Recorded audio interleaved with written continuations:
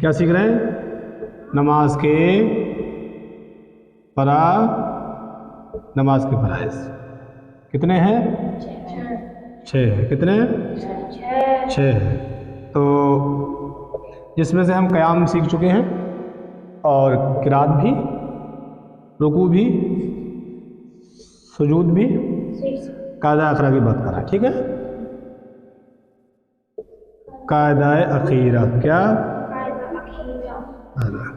ٹھیک ہے. تو قاعدہ اخیرہ کسے کہتے ہیں؟ اسے کہتے ہیں جو ہم نماز میں سلام پھیرنے کے لیے بیٹھتے ہیں، وہ ہوتا ہے قاعدہ اخیرہ.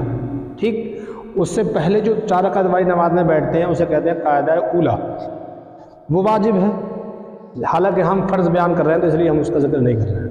ٹھیک ہے، وہ والا جو بیچ میں جو بیٹھتے ہیں 4 رکعت والی نماز میں وہ قاعدہ اولیٰ ہوتا ہے. جو سلام پھیرنے کے لیے بیٹھتے ہیں 2 رکعت والی نماز میں، 4 رکعت والی نماز میں آخر میں بیٹھے ہوتے ہیں سلام پھیرنے سے پہلے، وہ قاعدہ اخیرہ ہوتا ہے. تو اس قاعدہ اخیرہ میں کیا کرنا ہے ہمیں؟ التحیات. ٹھیک ہے، التحیات سے لے کر رسولہ تک. کیا؟ رسولہ تک. اتیات سے لے کر رسولہ تک. التحیات سے لے کر رسولہ تک.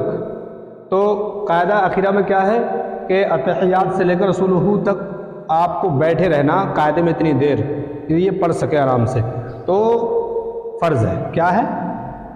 فرض ہے. اتنی دیر بیٹھنا فرض ہے جتنی دیر التحیاتوں سے لے کے رسولہ تک پڑھ سکیں، یعنی پوری التحیات پڑھ سکیں. اتنی دیر بیٹھنا کیا ہے؟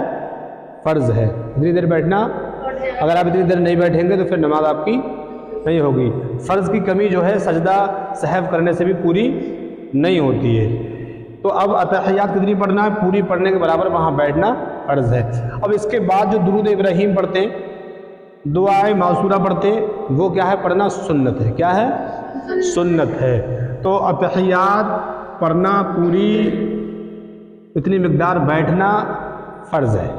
التحیات پڑھنا واجب ہے، پر اتنی دیر بیٹھے رہنا، اتنی دیر بیٹھے رہنا تو وہ فرض ہے. اتنی دیر بیٹھنا فرض ہے، لیکن التحیات پڑھنا واجب ہے. اتنی دیر آپ بیٹھے، التحیات آپ نے نہیں پڑھی تو واجب چھوٹے گا آپ کا، تو آپ سجدہ صاحب کریں گے، واجب آپ کا پورا ہو جائے گا، اس غلطی کی معافی ہو جائے گی. اور اگر آپ اتنی دیر نہیں بیٹھے، اس کے پڑھنے کے برابر نہیں بیٹھے، آپ جلدی سلام پھیر دیا آپ نے، تو پھر آپ کا فرض ادا نہیں ہوگا، نماز نہیں ہوگی. بات سمجھ آ رہی ہے؟ ٹھیک ہے. اب اس میں ایک چیز آتی ہے، اشہد اللہ الہ الا اللہ. تو جب انگلی اٹھاتے ہیں تو وہاں انگلی اٹھاتے ہیں تو انگلی اٹھانے میں حدیث پاک بھی ہے کہ وہ جب انگلی اٹھائی جاتی ہے نبی پاک صلی اللہ علیہ وسلم فرماتے ہیں تو وہ شیطان کے لیے بہت گرا گزرتی ہے، تکلیف دیتی ہے شیطان کو. ٹھیک ہے. اور یہ بھی آپ نے سنا ہوگا میدان محشر میں حساب و کتاب ہوگا، ہر چیز بولے گی، تو یہ انگلی بھی بولے گی. کیا بولے گی؟ جو انسان نماز پڑھے گا اس کو اٹھائے گا، یہ بولے گی نا کہ یہ نماز پڑھتا تھا اور نماز میں جو اٹھاتا تھا، اللہ ایک ہے، اشہد اللہ، میں گواہی دیتا ہوں اللہ ایک ہے. تو یہ بولے گی انگلی، یہ بولے گی تو گواہی دے گی. جو نماز پڑھتا ہے وہ اٹھاتا ہے، جو اٹھاتا ہے تو اس کی طرف بھی بولے گی. جب یہ بولے گی تو پھر اس کی گواہ بن جائے گی. تو گواہ بنے گی تو اللہ اسے گناہ کو معاف کرے گا، جنت ملے گی اسے. تو گرا لیں گے انگلی کو، ہاتھ سیدھا کر لیں گے. ٹھیک ہے. تو ہمیں اس میں کیا ہمیں زیادہ یاد رکھنا ہے کہ اس میں التحیات پڑھنا واجب ہے، اس کی برابر بیٹھنا فرض ہے.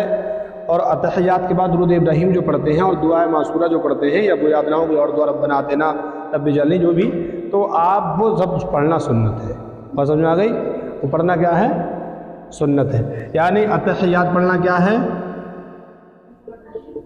یہ تو واجب ہے. ٹھیک. درود پڑھنا کیا ہے؟ یہ درود پڑھنا سنت ہے. ٹھیک ہے. درود پڑھنا کیا ہے؟ یہ سنت ہے. دعا پڑھنا بھی سنت ہے. بات سمجھ آ گئی؟